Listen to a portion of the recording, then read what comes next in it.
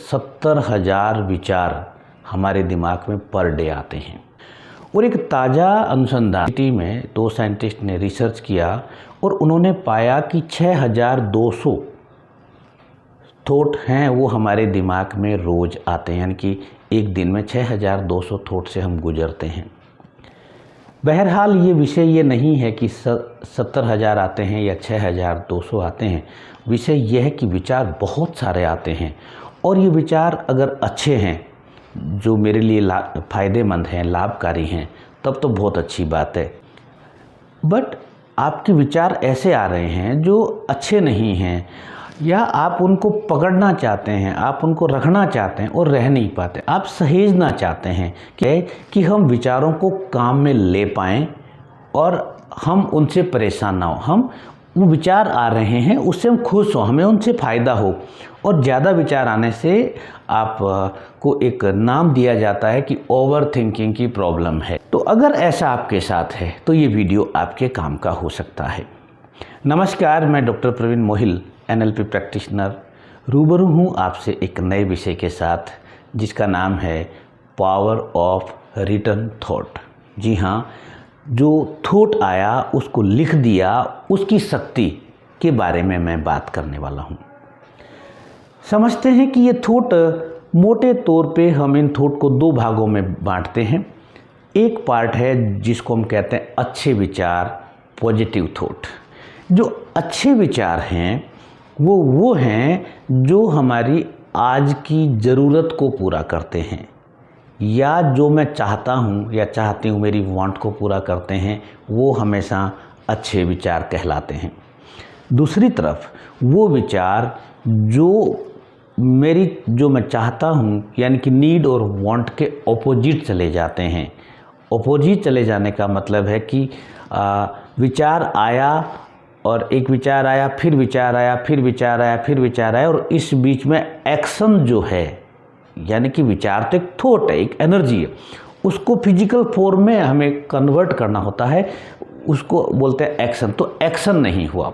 Simple भाषा में as a student मैं एग्जांपल लेके बात करता हूँ। आपको विचार आया कि मुझे सवेरे उठ के और 3 घंटे मेरे को पढ़ना है। सपोज़ आपने सोचा कि सवेरे 7 बजे से लेकर 10 बजे तक मेरे को पढ़ना है। ये अच्छा विचार है, ये पॉजिटिव है, बट आप पढ़ ही नहीं पाए, यानी कि एक्शन नहीं हुआ, यानी कि आपका एक्शन नहीं हुआ।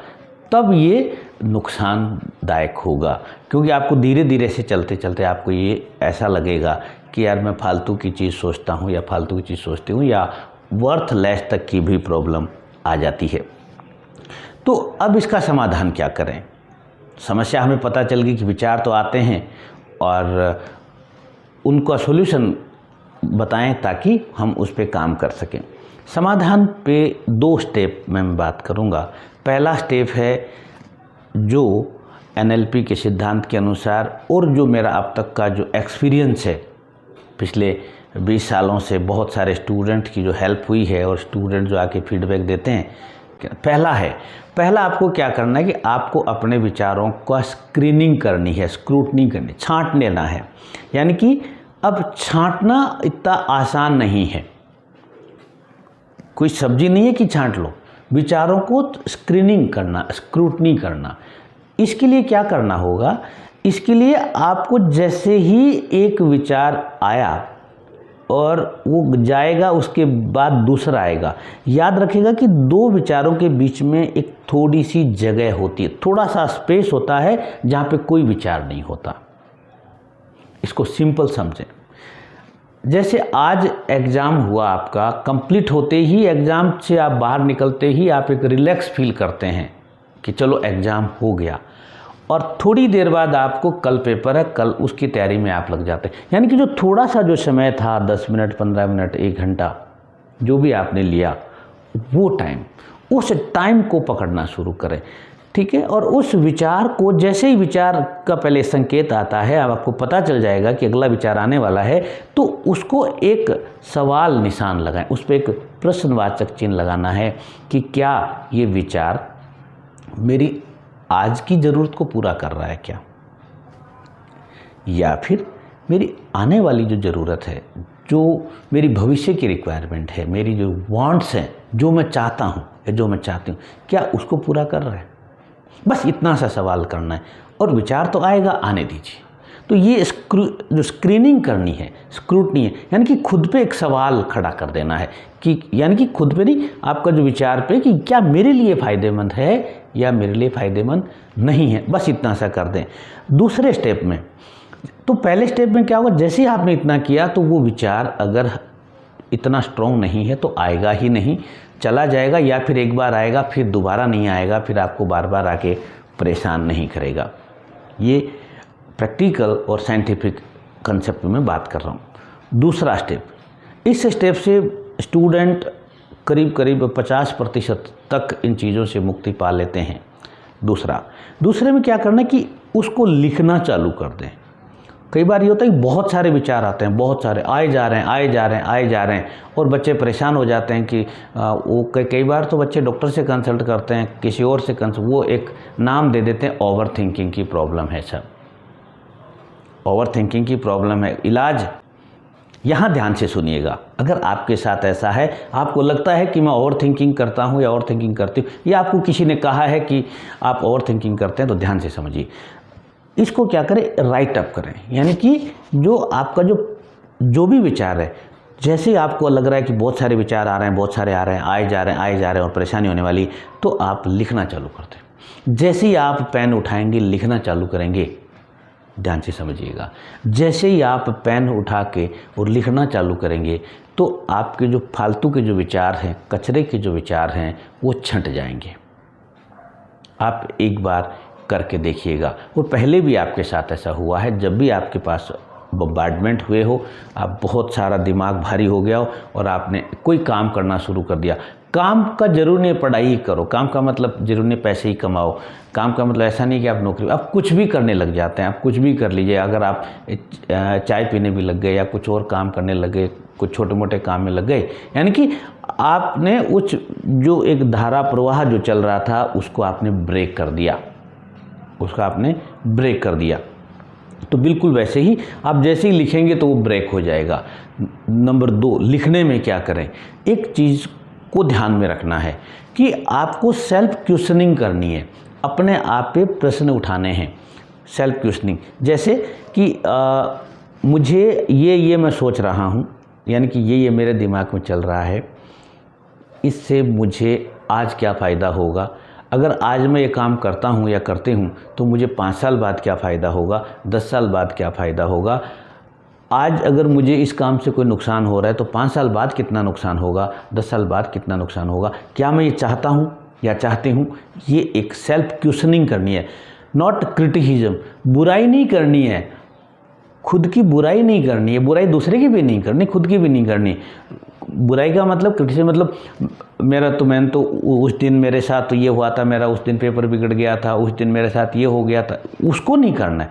क्वेश्चन क्रिएट करना है। क्वेश्चन क्रिएट करने का मतलब है एनएलपी में कि क्वेश्चन आपसे कोई सवाल पूछता है, इसका मतलब है कि वो आंसर आपके पास है या उस आंसर देने की कैपेसिटी आप में है।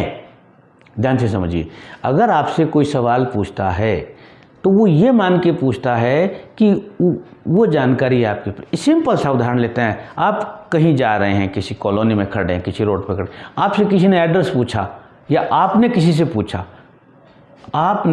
एड्रेस पूछा। जब आप एड्रेस पूछते हो तो आपको ये लगता है ना कि ये आदमी लोकल है, ये मुझे एड्रेस बता देगा, ये आदमी लोकल है, मुझे एड्रेस।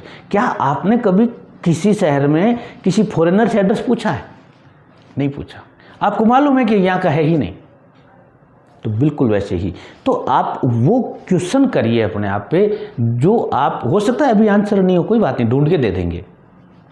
जब हम लोग एजुकेशन में जब बच्चों से रूबरू होते हैं, बच्चे सवाल पूछते हैं और हम ये कहते हैं आप सवाल ज़रूर पूछिए, भले ही आंसर नहीं आएगा तो हम ढूंढ के आंसर देंगे, बट आंसर मिलेगा, ये माना जाता है। तो आप क्वेश्चन करिए, ना कि क्रिटिसिज्म करना है। तो 2 काम, ये 2 स्टेप हैं, स्टेप बाय स्टेप जैसे ही आप करते हैं तो आपको इसका इमीडिएट सॉल्यूशन मिल जाता है। यानी कि इमीडिएट आपकी जो काम रुका हुआ था, जिस थॉट की वजह से आप कोई काम नहीं कर पा रहे थे, आप स्टडी नहीं कर पा रहे थे, आप जॉब नहीं कर पा रहे थे, या आप नींद नहीं ले पा रहे थे, आप खाना नहीं खा रहे थे, खा पा रहे थे, या एसिडिटी हो रखी थी, या कुछ भी हो रखा था, उसमें इमीडिएट आपको रिलीफ मिलने वाला है। जी हाँ, इमीडिएट। आप ये करके देखिए, और बहुत से लोग इस काम को करते हैं। अब एक हो गया इमीडिएट। दूसरा काम कि जब आप सेल्फ क्वेश्चनिंग पे आते हैं, सेल्फ क्वेश्चनिंग का मतलब है कि आपने अपने विचारों के एरिया को बहुत बड़ा बना दिया, तो ये सेल्फ क्वेश्चनिंग का मेथड आगे जाके एक कैरियर का रूप भी धारण करता है। अगर आप स्टूडेंट हैं और आपको ये जो राइटअप की आदत हो जाती है, आप राइटअप करना शुरू कर देते हैं, तो अगर ये राइटअप आप कंट्रोल्ड कर रहे हैं, कंट्रोल्ड राइटअप आप करते हैं कि भाई मुझे मालूम है कितना लिखना है, कंट्रोल्ड राइटअप आप करते हैं, तो आपके लिए ब्लॉगर, लेखक, बुक लिखने का, यूट्यूब स्क्रिप्ट, यानी कि जो जितने भी जो लेखन के काम हैं, जो रचनात्मकता के काम है, वो एरिया आपके लिए खुले हैं। आप उसमें अपना कैरियर भी बना सकते हैं, आप उसमें अपना कैरियर भी बना सकते हैं। हाँ, एक चीज़ और मैं अनुभव शेयर करूँ कि बहुत सारे बच्चे हैं, इवन एमएससी के बच्चे हैं, वो बहुत अच्छी शेर लिखते हैं, शायरी लिखते हैं, बहुत अच्छा कोट लिखते हैं, बट उनके कोट जब बच्चा 10 साल बाद मिलता है और बात होती है, तो पूछा जाता है कि लिख रहे हो ऐसा, कि नहीं सर वो तो सब छूट गया, अब इतनी फुर्सत कहाँ सर, लाइफ में इतना उलझ गए हैं कि वो समय नहीं, वो समय आप ज़रूर निकालिए। वो उसमें आप उधर अगर कंट्रोल कर सकते हैं, आप कंट्रोल मतलब आप रेगुलर कर सकते हैं, और इसकी हेल्प के लिए मैं आगे आपके लिए अगला वीडियो और भी आ रहा है, तो आप उसको एज ए कैरियर भी ऑप्ट कर सकते हैं। अभी ये आज का विषय मेरा था कि थॉट को रिटर्न में कैसे लाएं और कैसे अपन उसको अपने लिए काम में लें। तो ये एक आपका यूज हो सकता है, ब्लॉगर, राइटर, वो सब चीज़ें। अब दूसरी सिचुएशन है कि थॉट कंट्रोल नहीं हो रहे हैं, थॉट कंट्रोल नहीं हो रहे हैं, और आपके साथ वो वाले थॉट आ रहे हैं जब किसी ने इंसल्ट किया था, जब कहीं पर कोई दुर्घटना हुई थी, जब कोई परिवार में दुखद घटना हो गई थी, या आपका कोई बड़ा नुकसान हो गया था, आपके साथ कोई मिसहैपनिंग हो गई थी, या कोई आदमी आपके साथ मिसबिहेव कर रहा है, यानी कि ये ऐसी चीज़ें जो हैं, यानी कि इसको ट्रॉमाज कहते हैं या अप हीलिंग कहते हैं, कि यानी कि कुछ ट्रॉमाज हैं जो आपके माइंड में लगातार चल रहे हैं। तो क्या करना, यानी कि अनकंट्रोल्ड हो गया। जब अनकंट्रोल्ड ये थॉट आएंगे, देन आपकी स्टडी भी इम्पैक्ट होगी, यानी कि आपको पढ़ाई में भी बहुत बड़ी दिक्कत होगी। तो उस समय क्या करना है, उसको बोलते हैं एक्सप्रेसिव राइटिंग। उस समय आपको वो जो घटना है, ध्यान से समझिए, यहाँ पर किसी की छोटी सी घटना किसी के लिए बड़ी हो सकती है। आपने तो किसी पे हंस दिए कि अरे तुझे ये स्पेलिंग भी नहीं आती क्या, बट उस स्टूडेंट के लिए या उस व्यक्ति के लिए बहुत बड़ी दुखद घटना साबित हो सकती है। तो ध्यान से रखिएगा। तो उस ऐसी कोई घटना आपको परेशान कर रही है, लगातार दिमाग में घूम रही है, कुछ आवाज़ें आपको गूंज रही है, इवन कुछ पिक्चर्स आपको दिखाई दे रहे हैं, कुछ आपको फीलिंग आ रही है, गुस्सा आ रहा है, एकदम बॉडी खींच जाती है, आपको कोई स्मेल भी आ रही है कि कोई ऐसी सीन ऐसा था कि बहुत बदबूदार जगह थी, या कोई बहुत ऐसा कुछ स्मेल आ रहा है, या कुछ और ऐसा। अगर ऐसा हो रहा है तो आपको क्या करना है कि उसको लिखना है, उसको लिखना है। उस पूरी घटना को आप लिख दीजिए। पहले सिंपल, आई नो कि मुश्किल होगा, बट उस घटना को लिखने का क्या है, ध्यान से समझिए। आप ये मानिए कि आप मिस्टर और मिस ए हैं, आपके साथ घटना हुई। आप ऐसा करिए कि आप ए कोई दूसरा है, ए दूसरा है, उसके बारे में बता दीजिए। यानी कि इस नाम का एक व्यक्ति था, एक स्टूडेंट था, एक गर्ल, एक बॉय, उसके साथ ये घटना हुआ। यानी कि आप उस घटना से बाहर निकल के उसका आप एज ए राइटर एक्सप्लेन कर दीजिए, और उसको पूरा डिटेल लिखिए, जितना मर्जी लिखते चलिए, और एंड में आप एक सवाल करिए कि ये घटना अभी हो रही है या हो चुकी है। आपका आंसर होगा कि हो चुकी है, अभी उसके केवल इम्प्रिंट हमारे माइंड में पड़े हैं जो हमें अगला काम नहीं करने दे रहे। अगर ऐसे ही हम उसमें उलझे रहें तो आगे इससे बड़ी प्रॉब्लम भी आ सकती है। जब आप इसको लिख लो तो आप इसको कंटिन्यू लिखें, 1 दिन 2 दिन 3 दिन, और आप देखेंगे, और जैसे ही आप लिखें तो उस कागज़ को आप पूरी तरह से टुकड़े टुकड़े करके फाड़ दें, या आप उसको आग में डाल दें, या उसको किसी गंदी जगह पे डाल दें, और फिर आप देखेंगे कि आपको तुरंत रिलीफ मिल रहा है। और इसके बारे में आपके कोई सवाल हो, कोई क्वेश्चन हो, तो मैं एक NLP प्रैक्टिशनर और काउंसलर होने के नाते आपकी हेल्प करने के लिए मैं उपलब्ध हूँ। आप कमेंट बॉक्स में लिखें कि आपके कोई सवाल है। हाँ, अगर आपको वीडियो अच्छा लगा हो तो प्लीज़ वीडियो को लाइक करें, शेयर करें और सब्सक्राइब कर लें, और ऐसे ही वीडियो आपको और मिल जाएं, नोटिफिकेशन इमीडिएट मिलने के लिए आप बेल आइकन को प्रेस कर लें। Thank you.